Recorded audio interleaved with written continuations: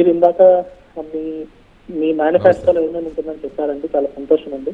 మీ vision కూడా చాలా బాగుందండి. అది జరిగితే చాలా బాగుంటుంది అనుకుంటున్నాం. ఇంకా ప్రశ్న ఏంటంటే, మీ మేనిఫెస్టోలో ప్రత్యేక హోదా కానీ ప్రత్యేక ప్యాకేజ్ కానీ ఉంటుందా? ఇంకొక ప్రశ్న, ఇప్పుడు ఒకవేళ ప్రభుత్వం రాని పక్షంలో, మా బీజేపీ ప్రభుత్వం స్టేట్ లో రాని పక్షంలో వస్తుందా రాదా అనేది నేను దాంట్లోకి వెళ్ళను, మాట్లాడాల్సిన అవసరం నాకు లేదు. ఇప్పుడు పోలవరం ప్రాజెక్ట్ ని మీరు హ్యాండ్ ఓవర్ చేసుకుంటారా? ఒకవేళ అంటే చాలా దీర్ఘకాలికంగా ఇది డిలే అవుతుంది, మీరేమైనా పోలవరం ప్రాజెక్ట్ ని మీరు హ్యాండ్ ఓవర్ చేసుకుని, అంటే ప్రత్యేక పరిస్థితులలో సెంట్రల్ గవర్నమెంట్ స్టేట్ గవర్నమెంట్ లో ఇంటర్వ్యూన్ అయి తీసుకోవచ్చు, నాకు ఆ అవగాహన ఉంది. అన్ని పరిస్థితుల్లో కాకపోయినా ప్రత్యేక పరిస్థితుల్లో తీసుకోవచ్చు, మీరేమైనా తీసుకుంటారా? ఎందుకంటే అది ఆంధ్ర ప్రజలకు జీవనాడి.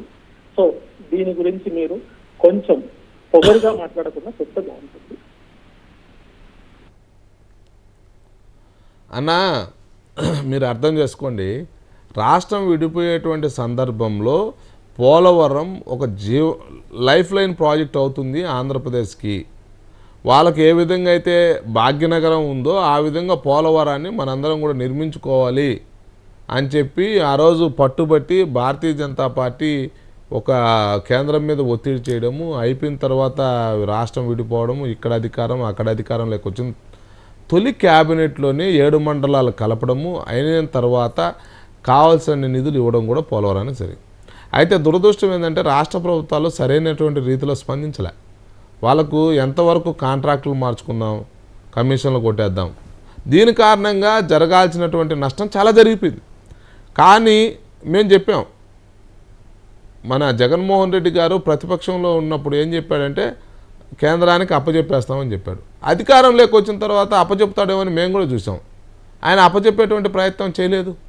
ఇప్పటికి కూడా మేము మీరు అడిగారు కాబట్టి చెప్తున్నాం, తప్పనిసరిగా కేంద్ర ప్రభుత్వం ఆంధ్రప్రదేశ్లో, ఎందుకంటే రాష్ట్రాలకు సంబంధించినటువంటి విషయంలో కొన్ని అధికారాలు ఉంటాయి, కొన్ని రకాలైనటువంటి విషయాల్లో కేంద్రం నేరుగా కూడా చేయిబెట్టేటువంటి ఆస్కారం ఉండదు. కాబట్టి పోలవరానికి సంబంధించినటువంటి విషయంలో ఒక ప్రజా ఉద్యమం రావాలి. కేంద్ర ప్రభుత్వమే పోలవరానికి అప్పచెప్పండి అని చెప్పి రాష్ట్రం మీద ఒత్తిడి తేవాలి ఇలాంటివి విఘ్నులు. అప్పుడు రాష్ట్ర ప్రభుత్వం కేంద్రానికి అప్పచెప్పినట్లయితే, లేకపోతే మళ్ళా ఉద్యమాలు వస్తాయి, కేంద్రం వివక్ష అంటారు, పేర్కొనిందంటారు. కాబట్టి మాకు చెడ్డ పేరు తేవడం కోసం ప్రయత్నం చేస్తుంది, ఇదిగో ఎలక్షన్లు ఉన్నాయి కాబట్టి అంటారు. రకరకాలైనటువంటి మా మీద నెపాలు వేయడానికి సిద్ధంగా ఉంటారు. కాబట్టి మేము కూడా జాగ్రత్తగా ఉన్నాం. ఆంధ్రప్రదేశ్ ప్రజల పట్ల మనకు మమకారం ఎక్కువ ఉండాలి. కేంద్ర ప్రభుత్వానికి చాలా రకాలైనటువంటి యావిగేషన్స్ ఉంటాయి.